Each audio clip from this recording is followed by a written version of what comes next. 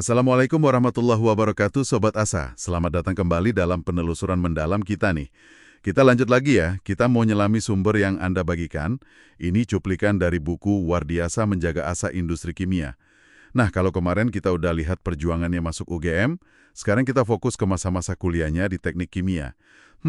Katanya ada cerita seru ya di balik perkuliahan. Waalaikumsalam warahmatullahi wabarakatuh. Iya, betul banget. Assalamualaikum juga Sobat Asa. Sumber ini emang nggak cuma soal akademis saja sih, tapi juga merekam awal mula sebuah kisah. Ya, bisa dibilang romansa ya, antara Pak Wardiasa sama seorang mahasiswi baru waktu itu. Namanya Endang Sri Rejeki, yang ya akhirnya jadi istrinya. Coba yuk kita lihat gimana sih awal mulanya. Oke, siap kita bongkar nih. Jadi sumber ini bawa kita ke momen,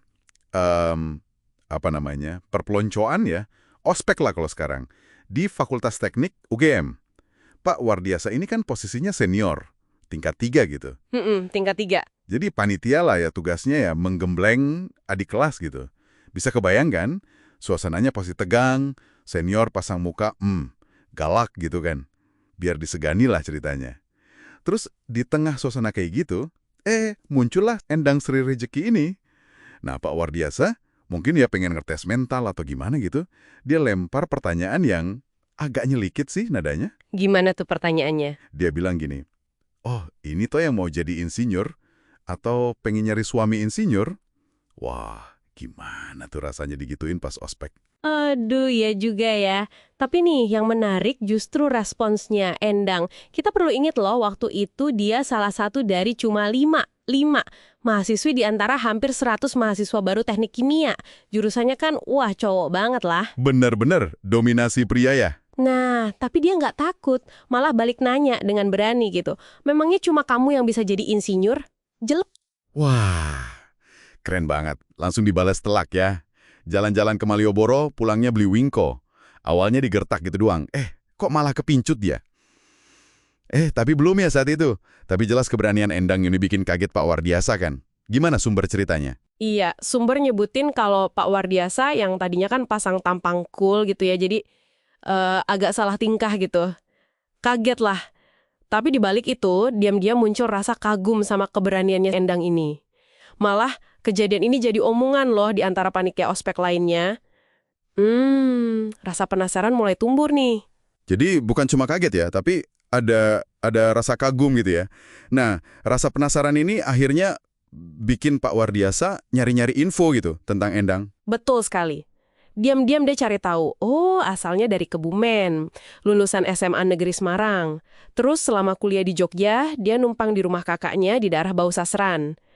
Nah, setelah masa ospek selesai, suasana udah lebih cair kan? Udah nggak tegang lagi ya. Iya, baru deh Pak Wardiasa memberanikan diri. Pas itu dia udah jadi asisten praktikum juga ya. Wah, ada modal dikit lah ya buat deketin. Terus gimana pendekatannya? Langsung aja gitu? Iya, nggak pakai muter-muter. Sumber cerita bilang Pak Wardiasa langsung nanya aja, boleh gak aku mampir ke rumah kakakmu? To the point banget. Terus. Gimana jawaban Endang? Nah, di luar dugaan Pak Wardiasa nih, Endang malah senyum. Terus jawab singkat, boleh, gitu doang. Kayaknya sih keberanian Pak Wardiasa nanya langsung ini juga dihargai sama Endang. Wah, lampu ijo asik nih. Dari situ berarti hubungan mereka mulai deket gitu ya. Kayak apa sih awal-awal hubungan mereka menurut sumber ini? Sumber menggambarkannya itu sangat bersahaja. Ya sering mampir ke rumah kakaknya Endang, kadang jalan bareng ke kampus, atau sesekali mungkin ke tempat wisata sekitar Jogja. Ngobrolin soal kuliah, pengalaman hidup, keluarga, gitu-gitu aja. Nggak ada drama yang gimana-gimana.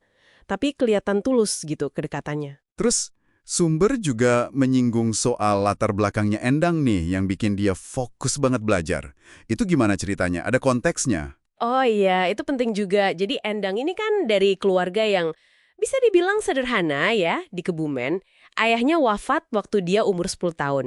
Jadi ibunya, Ibu Sucina Suwondo, itu berjuang banget menghidupi 7 anak sendirian, cuma ngandelin uang pensiun yang ya pas-pasan lah. Wah, berat ya perjuangannya. Makanya, pendidikan itu jadi prioritas banget buat keluarga mereka. Endang ini anak ketiga. Dia bisa kuliah di UGM itu juga dibantu sama kakak tertuanya. Kondisi ini yang bikin dia jadi, ya kutu buku lah, biar cepat lulus, bisa mandiri, terus bantu adik-adiknya. Dia juga aktif di HMI loh selain kuliah. Hmm, Himpunan Mahasiswa Islam itu ya. Wah, keren juga. Udah rajin belajar, aktif organisasi pula. Nah, karakter yang kuat, mandiri, tekun kayak gini nih yang kayaknya bikin Pak Wardiasa makin kepincut gitu ya, makin serius. Sangat mungkin. Sumber bilang Pak Wardiasa itu ngaku pernah lah cinta monyet sebelumnya. Tapi pas sama Endang ini, rasanya beda. Lebih serius gitu. Tapi menariknya nih, Pak Wardiasa ini tipenya bukan yang suka ngomongin perasaan. Sumber bilang dia nggak pernah secara verbal bilang cinta gitu ke Endang. Loh, jadi nggak ada adegan nembak gitu? Sama sekali. Terus gimana dong Endang bisa yakin kalau Pak Wardiasa ini serius? Nah, itu dia. Bagi Endang, menurut sumber ya, perhatian-perhatian kecil yang konsisten dari Pak Wardiasa, terus keseriusan dia waktu ngobrolin rencana masa depan mereka berdua, itu tuh udah lebih dari cukup. Udah bukti lah. Oh, jadi tindakan nyata, gitu ya? Iya, tindakan dan komitmen itu dianggap lebih bermakna daripada sekedar kata-kata manis. Ini nunjukin kalau mereka tuh punya pemahaman dan koneksi yang dalam gitu di antara mereka.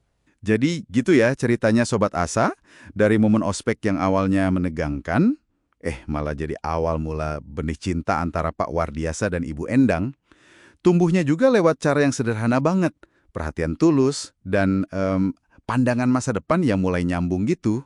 Iya, kisah ini jadi pengingat ya, kalau hubungan yang kuat itu nggak selalu butuh kata-kata gombal atau yang bombastis gitu. Justru asal saling menghargai, memahami karakter pasangan, sama komitmen yang ditunjukin lewat tindakan nyata, itu bisa jadi jauh lebih penting. Nah, ini mungkin bisa jadi bahan renungan nih buat Sobat Asa. Dalam membangun hubungan jangka panjang, seberapa penting sih kesamaan latar belakang dibanding kecocokan karakter dan komitmen yang kelihatan dari perbuatan? Oke, pertanyaan bagus banget tuh buat direnungkan. Oke deh, jangan kemana-mana dulu ya Sobat Asa. Tetap bareng kita, karena kita pasti akan kembali lagi dengan topik-topik lain yang nggak kalah unik dan menarik buat dibahas lebih dalam lagi. Terima kasih banyak udah nyimak obrolan kita hari ini. Assalamualaikum warahmatullahi wabarakatuh.